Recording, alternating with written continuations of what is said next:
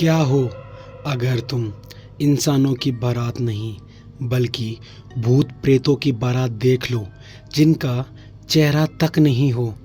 और तुम्हारे साथ फिर क्या होगा तुम सोच तक नहीं सकते।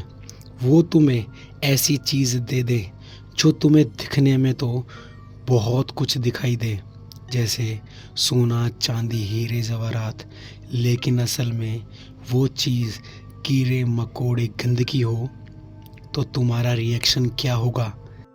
आज की हमारी कहानी हमें अशोक जी ने भेजी है और वो बताते हैं ये कहानी उनकी नहीं बल्कि उनके दादाजी की है। और उनके दादाजी ने ही उन्हें वो कहानी बताई थी। उनके दादाजी का नाम बिरदू था। बिरदू जी के हिसाब से आज हम कहानी सुनाते हैं। बिरदू जी बताते हैं ये कहानी काफ़ी पुरानी है और वो उस टाइम पे अपने घर से काफ़ी दूर एक टी स्टॉल चलाया करते थे, जो एक बस स्टैंड भी हुआ करता था। वैसे तो उनकी कमाई ठीक ठाक ही थी, लेकिन गुजर बसेरा आराम से हो जाया करता था। एक शाम बिरदू जी अपनी दुकान बढ़ाकर घर की तरफ जा ही रहे थे, तभी रास्ते में उनके एक मित्र मिल जाते हैं और वो कहते हैं कि यार आज थोड़ा घर पे काम है, क्या तू मेरी हेल्प करवाएगा। बिरदू जी कहते हैं ठीक है चलो। बिरदू जी अपने दोस्त के घर जाते हैं। वहाँ उनका गृह निर्माण का काम चल रहा था। कुछ पत्थर ऐसे थे जो एक इंसान से नहीं उठते थे, जो 3-4 लोग उठाकर रखते थे। वैसे ही बिरदू जी ने उनके वो पत्थर उठाकर रखवाए। अब रात के करीब 7-8 बज गए थे। बिरदू जी ने कहा कि यार देखो अब मैं लेट हो रहा हूँ, तुम मुझे जाने की इजाज़त दो। तभी बिरदू जी के मित्र कहते हैं कि यार एक काम करना, खाना वाना खा के ही निकल जाना। तभी बिरदू जी बोलते हैं नहीं यार, तुम्हारी भाभी मेरा इंतज़ार कर रही है और मुझे घर जाना है, और बच्चे भी तुम्हें पता ही है छोटे ही हैं, ज़्यादा बड़े तो है नहीं। वो कहते हैं ठीक है निकल जाओ। अब पहले के समय में ज़्यादा बसें हुआ नहीं करती थी, तो ज़्यादातर लोग पैदल ही सफ़र किया करते थे। वो एक रास्ते से जा रहे थे जो उनके घर से काफ़ी शॉर्ट रास्ता था।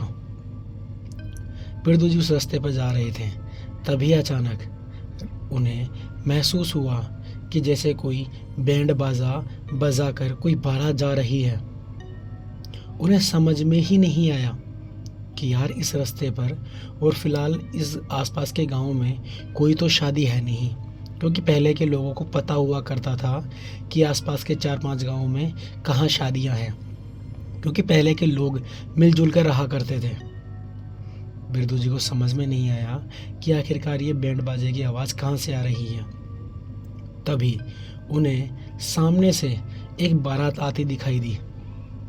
बिरदू जी समझ ही नहीं पा रहे थे कि आखिरकार यहाँ इनके हाथों में कोई रोशनी का साधन नहीं है, लेकिन उनके फेस पर पूरी रोशनी आ रही है, लेकिन उनका चेहरा बिल्कुल भी दिखाई नहीं दे रहा था, धुंधला धुंधला सा दिखाई दे रहा था। वो बारात जैसे ही उनके पास से गुजरी तो उस बारात में से एक आदमी निकला जिसने कुर्ते पहने हुए थे। लगभग सभी बाराती ने कुर्ते ही पहने हुए थे।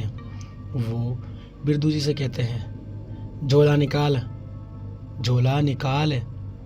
बिरदू जी ने अपने पास में एक झोला रखते थे, उन्होंने वो झोला निकाला और उन्हें एक प्रसाद दिया और कहा कि ये प्रसाद घर जाकर अकेले में खोलना और हो सके तो किसी की नज़र ना पड़े इस पे।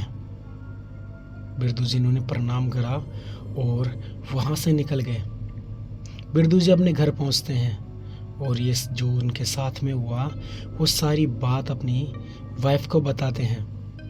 तभी बिरदू जी को समझ में नहीं आया और वो कहते हैं कि यार मुझे उन्होंने ऐसा क्यों बोला कि इसे अकेले में देखना। बिरदू जी की वाइफ कहती हैं पता नहीं क्या होगा, एक काम करो ना यही खोल लो। जैसे ही उन्होंने देखा तो उसके अंदर से कीड़े मकोड़े गंदगी, जैसे नाली का कोई सामान उस थैले में रखा हो। बिरदू जी और बिरदू जी की वाइफ काफ़ी ज़्यादा घबरा गई और डर गई कि आखिरकार ये क्या है। रोशनी बिल्कुल हल्की थी क्योंकि पहले के ज़माने में लाइट हुआ कम कर दी थी। ज़्यादातर लोग चिमनी का ही इस्तेमाल किया करते थे। उनकी पत्नी एक चिमनी उनके पास में लेकर आती है और कहती है कि आप चिमनी पकड़ो और मैं इन गंदगी को समेटती हूँ और घर के बाहर करती हूँ। उनकी वाइफ सारी गंदगी उठाती हैं और घर के बाहर कर देती हैं। रात के करीब 2-2:30 बजे का समय था। बिरदू जी को महसूस हुआ कि उनके सिरहाने कोई बैठा हुआ है और कह रहा था, तुम्हें कहा था ना इसे अकेले में खोलना, इसे अकेले में ही खोलना। तुमने इसे अपनी वाइफ के सामने क्यों खोला? बिरदू जी झट से खड़े हो जाते हैं और देखते हैं कि उनके आसपास कोई भी नहीं है। बिरदू जी को लगा कि ये शायद उनका कोई भ्रम होगा। वो सो जाते हैं और सुबह होते ही वो अपने काम के लिए भी निकल जाते हैं। वो अपने काम पर पहुंच गए थे। तभी पंडित जी उनके पास में आते हैं और कहते हैं, और बिरदू भाई कैसे हो, लो चाय तो पिला दो। बिरदू जी थोड़े सोच में थे। तभी पंडित जी पूछते हैं, क्या हुआ बिरदू भाई, तुम सोच में क्यों हो? कल की सारी बात बिरदू जी ने पंडित जी को बताई और पंडित जी उनकी बात सुनकर थोड़े हैरान थे और कहते हैं कि वो जो कूड़ा था क्या तुमने साइड में कर दिया? तभी बिरदू जी कहते हैं, हाँ वो मेरी वाइफ ने साइड में कर दिया था। तभी पंडित जी कहते हैं, तुम्हें एक राज की बात बताऊं? ये बात तुम 5वें आदमी हो जिसने मुझे ये बात बताई है। बिरदू जी थोड़े घबराए और पूछे, 5वां आदमी मतलब? तभी पंडित जी बताते हैं कि 4 आदमी और है और उन्होंने भी वो प्रेतों की या फिर कहो तो भूतों की बारात देखी है। बिरदू जी काफ़ी घबरा गए और कहने लगे, क्या कह रहे हो पंडित जी? तभी पंडित जी कहते हैं, हाँ वो इंसानों की बारात नहीं बल्कि भूत प्रेतों की बारात है। वैसे तो उनसे कोई भी सामान लेते नहीं है, लेकिन अगर लिया है तो वो सामान इस्तेमाल करना होता है। तभी बिरदू जी कहते हैं, लेकिन उस कीड़े करकट और गंदगी को कैसे इस्तेमाल कर सकते हैं? तभी पंडित जी कहते हैं, उन्हें तुम्हें कोई चीज़ बोली होगी कि इसे अकेले में खोलना या फिर वैसे करना। तभी बिरदू जी को याद आया कि हाँ उन्होंने बोला था कि इसे अकेले में ही खोलना। पंडित जी कहते हैं, चलो कोई ना, वैसे तो मुझे लगता है कि ये सब नॉर्मल होगा, लेकिन अगर तुम्हें अगली बार कोई दिखे तो उसे इस्तेमाल करने के लिए सोच लेना।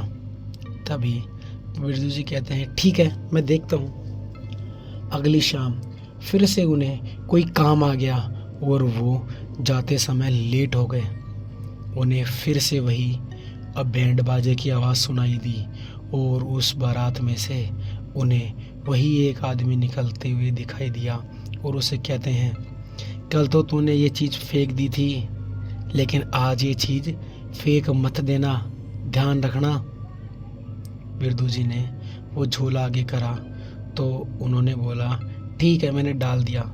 लेकिन बिरदू जी ने देखा कि उन्होंने उस बैग में कुछ भी नहीं डाला।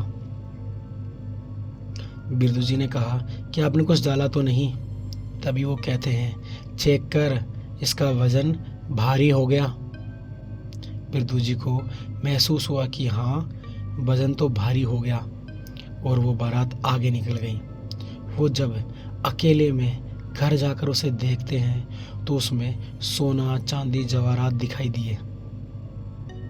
वो सोचा कि अब मैं इसे अपनी वाइफ को दिखाऊंगा, लेकिन रात काफ़ी ज़्यादा हो गई थी। वो सोचते हैं कि सुबह दिखा दूंगा मैं। आज सब कुछ नॉर्मल था, उनके पास आकर कोई बैठा नहीं था, लेकिन सुबह होते ही वो अपनी वाइफ को दिखाना चाहते थे, लेकिन वो काफ़ी लेट हो गए थे और दुकान खोलना भी ज़रूरी था। बिरदू जी चले जाते हैं और वो सामान उसी झोले में रखा था।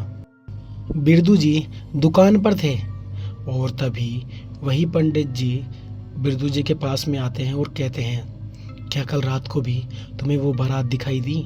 पंडित जी घबराए हुए थे। तभी बिरदू जी कहते हैं, क्या हुआ पंडित जी, आप इतने घबराए हुए कैसे हो?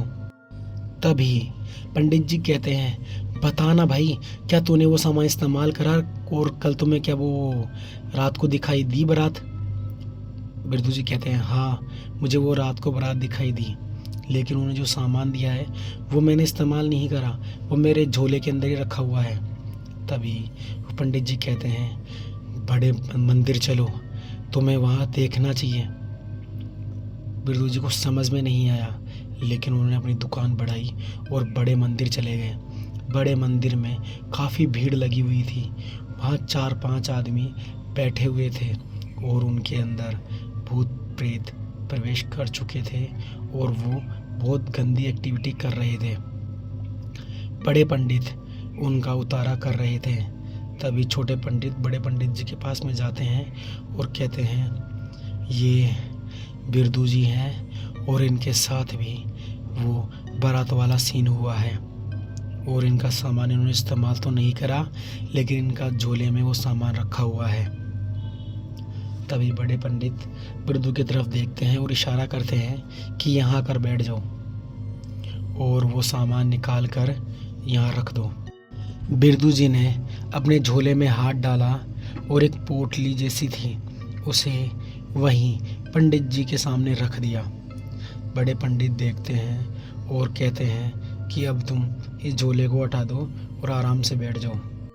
बड़े पंडित जी ने वो सभी लोगों का सामान इकट्ठा करा और उन्हें उठाकर बाहर ले जाकर अग्नि के हवाले कर दिया।